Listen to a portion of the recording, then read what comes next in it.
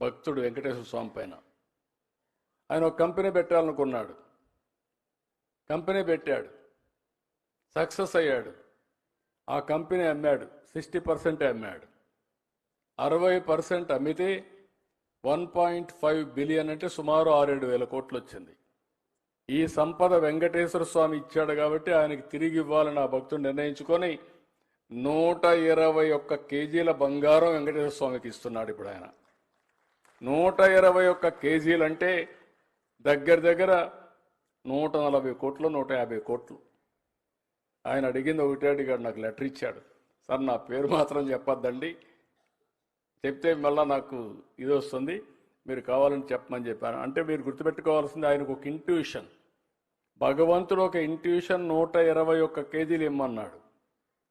కానీ వెంకటేశ్వర స్వామి రోజుకి 120 కేజీలు ఆభరణాలు ధరిస్తాడు.